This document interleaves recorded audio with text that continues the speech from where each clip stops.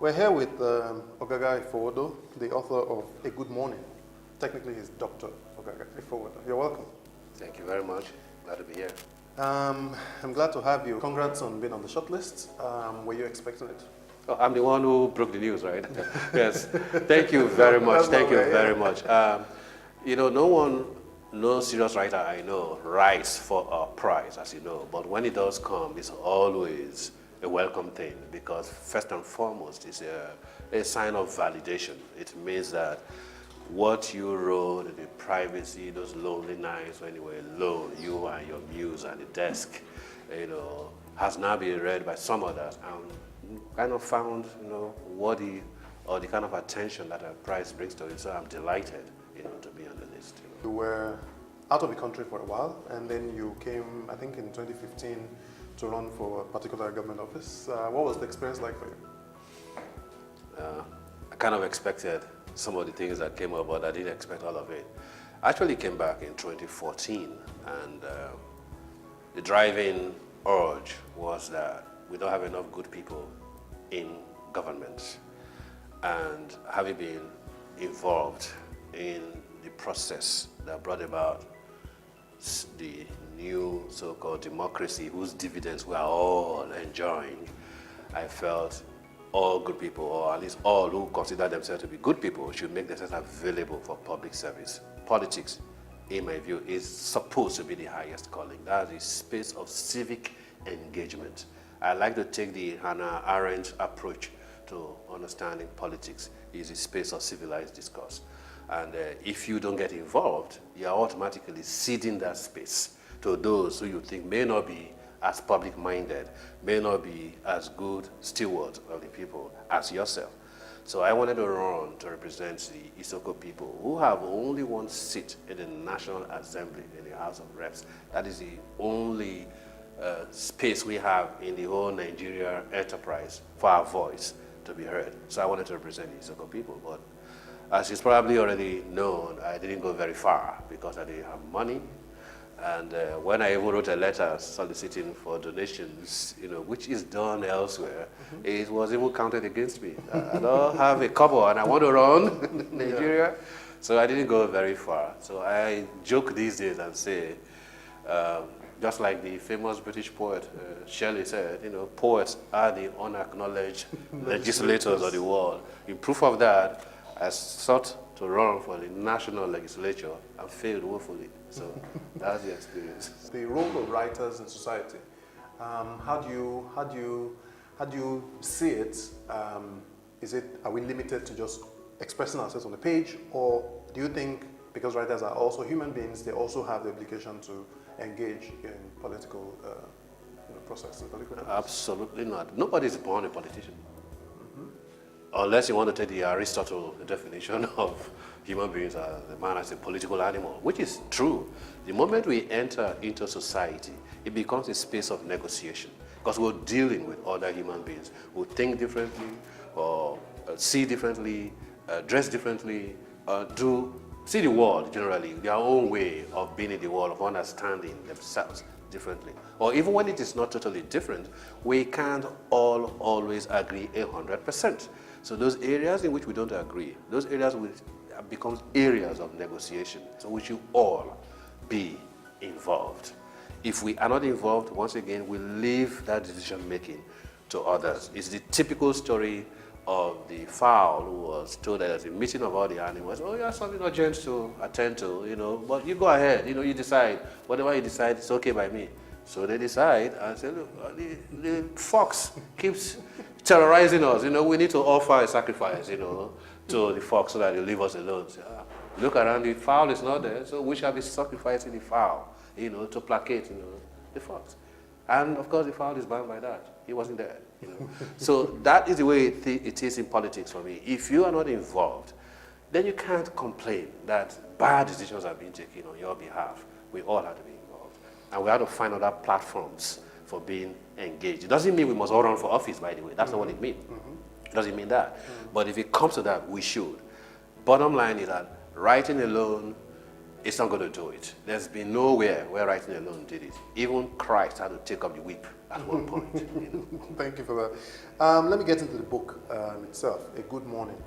First, I like the title with the double-edged meaning it has. Of course, people who haven't seen the spelling would assume something else when you say good morning. So what inspired the book itself? What inspired the title? And why now? The title poem, A Good Morning, is my reflections on the June 12 calamity that set this country back by incalculable years. You are all living witnesses, very recent history. Happen to also be involved in that process as a member of the so-called human rights and pro-democracy movement. So it took me a while to get down to thinking that my thoughts had been recollected in enough, if you like, the Wordsworthian tranquility, emotions recollected in tranquility, that there had been enough distance for me to now finally, set those thoughts down and do a title poem around it, which is in 12 sections, symbolically for June 12. Now, what motivated it to me, the overarching theme of this book, which is the intimacy of evil. Here we were, on a fine June 12 morning, poised to say good morning to a new Nigeria, after all these dreadful years under the military. And then we had an election, and against all the machinations of the military of the time, the people who were fed up with all of that came out patiently, queued, to do whatever they were told to do, and then voted, and has been acknowledged as probably the freest and fairest election we've ever had in our troubled history. And then one man woke up one day and decided that all of that was nothing and annulled the election. Now here is the part I speak about the intimacy of evil. We all know that General Babangida and the winner of that election, MK Abiola, were very good friends.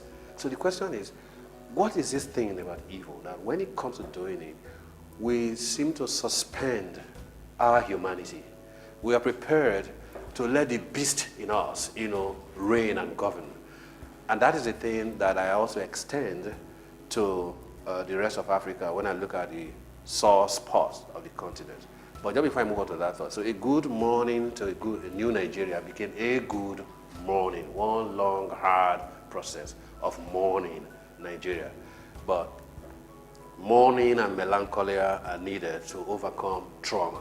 So I believe that by doing that, one is coming to terms, trying to walk through that national trauma, which at the same time is personal. So I extend that way of that prism of looking at Nigeria, also looking at the continent and a little beyond. I asked specifically why now? Because June 12, many people have forgotten. Not people of that generation, of course, but many of us now have different engagements. Several things we're dealing with politically, etc. Why now? Well, maybe better now for that same reason, precisely for that reason. Our memory is too short. We forget too quickly. So even it wasn't by design, it just happened to be the time when I was ready with the collection. I think maybe better now, so that we don't forget again too soon. Thank you. You also wrote a couple of personal poems in there. Some of them are not even morose. Many of them were quite cheerful and sometimes mischievous. There was one about you being in surgery, not you, the poet, being in surgery and making fun of the German doctors, and a number of other ones. Somebody at the Catholic mass, drinking wine, etc. So did you deliberately decide to mix it with levity as well? Well, my last book before this, it's called The Oil Lamp, was a one-theme book entirely on the Niger Delta. So by the time I came to this collection, I felt I should go back to the old style of some major defining poems and then some occasional poems, surrounding.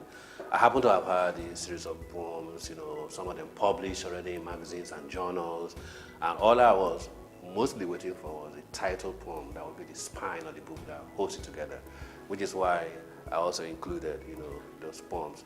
Then lastly, because the theme of the intimacy of evil, as I have called it, where, like in Rwanda, two friends, literally born around the same time, neighbors also, And then one morning you wake up and you decide that that friend is the only reason why you cannot have a useful, meaningful existence on earth, so that'll be done away with.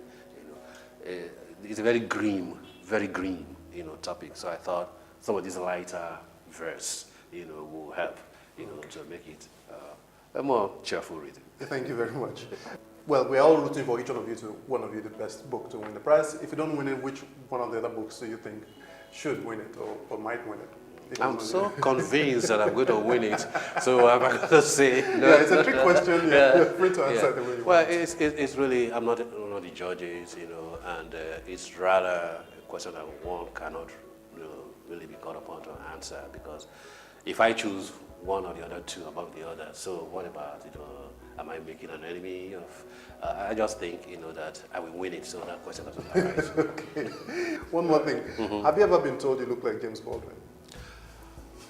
Are you not one of those who have made that accusation? I recall now, you were one of those who made that accusation. You and Lola Shoney. Yes. Won't let me hear the last of that. Thank you very much for the compliment. Well, thank you very much. It's a pleasure. For coming. We appreciate it. Thank you.